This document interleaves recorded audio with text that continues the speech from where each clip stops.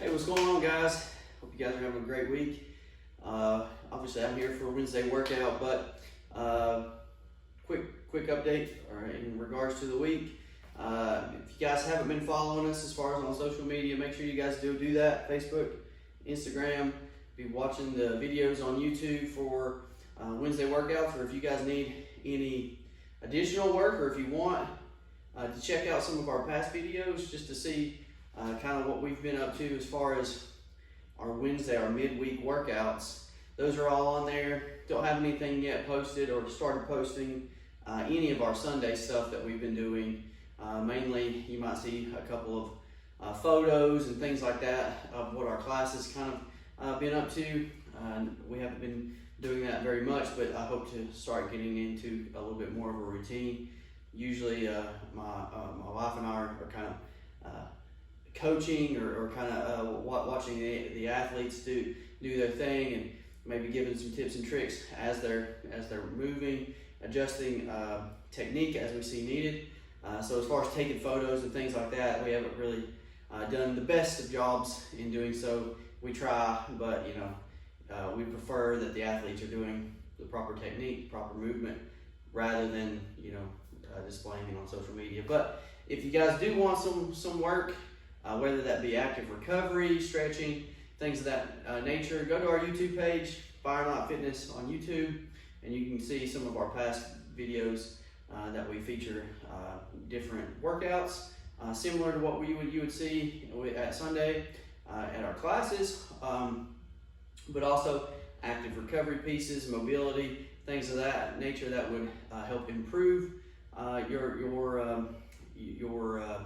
your mobility and things of that nature that would help perform at maybe a higher level than you might have previously. So, but let's talk about Wednesday workout. That's why we're here today. We're featuring two movements that are very standard within our programming. The first one is going to be jumping jack or a plate hop. I say a plate hop because that's what I have access to. It's the ability to get up on an object. I don't need it to be very high off the ground. Even this mat right here might do. It's sufficient enough to be able to get on and off of an object. Like I said, I've got the plate. This is kind of my standard. If I was to do a plate hop in the gym, a 25-pound plate is kind of normal, but that's why we do the jumping jack, because it is kind of a double hop. So if you think about it, on and off is the same thing as a out and back in. It's not really any different. But if you do have a plate or an object to get on and off of, you can do the standard jump straight on, straight back, or you can kind of straddle it and come up and down. So it might look like this right here, but you can get a little lighter with it if you feel that that's a little easier. That works for me. Like I said, you can kind of see the difference there. It's very transferable to a jumping jack, depending on how you do it, right? So today we got that movement plus a squat. We're gonna add an overhead reach to our squat, but this is no equipment necessary other than if you have the plate, because it's just a nice little thing to use, but no equipment is necessary for this. We're gonna do 10 rounds, guys, 10 rounds of 50 plate hops, so on and off 50 times, and then 10 squats to an overhead reach. So the squat to an overhead reach would look like we're gonna have our hands up, we're gonna squat to our depth, put our hands up, squat, up, squat, up. This is basically it looks exactly like what we would do for a thruster if we had an object in our hand. But today we're not doing so, we're just gonna reach to the sky. 10 squats, but we have 50 plate hops in between. So as you can think about it, the heart rate is gonna get very elevated. That's a lot, guys. That's 500 plate hops if you're counting. So make sure you're doing a very good job with stretching. Make sure your calves and the legs are very good and warm before you start plate hopping. In fact, if I was to say a scale for this, I would probably cut those in half if you're not very confident with doing that much volume.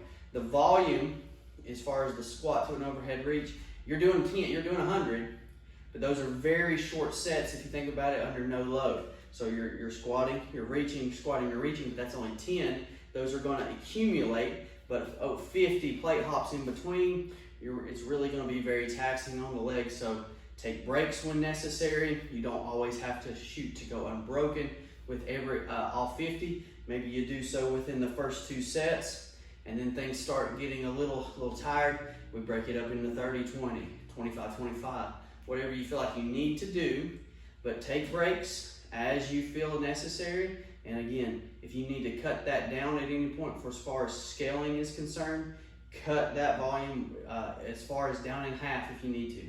You're still accumulating a lot of reps. That's 250 rather than the 500. If you can keep the squat to an overhead reach at the 10, that would be fantastic. I want you to accumulate some volume in the squat there. We've got to continue to build that base. The legs are our foundation. We need to have strong legs. We're not doing it under any type of load. So the technique should be flawless. I need you to concentrate on your technique while staying moving within the 10, and then take your breaks as you feel necessary within your plate hops. So just to repeat, guys, it's 10 rounds, 50 plate hops or jumping jacks, 10 squats to an overhead reach for the 10 rounds, okay? So this is for time, so try to move, try to get the intensity, but you do not want to go as fast as possible for 10 rounds. Find a pace that you feel like you can stick with, and take breaks when you need to, especially when the calves start burning, okay? If you feel like you need to break those up, do so. I will continue to repeat that. I just want you to make sure that you do not have to do all 50 reps, all 10 rounds. The rep is something that we're shooting for. Yeah, we're trying to push towards that, but when we feel like we need to take our foot off the gas, maybe we don't put it on the brake, we just take it off the gas, coast for a second, and then go again, okay? So if you guys have any questions, comments, concerns, shoot me a message either on Facebook, Instagram, or through email, whatever you need to do. But I look forward to hearing maybe some feedback on this, guys. This is very classic functional fitness. It doesn't get any more travel workout than this right here. Living room, you don't need any space. Large space in order to perform workouts. These are great travel workouts. This is a great in your living room.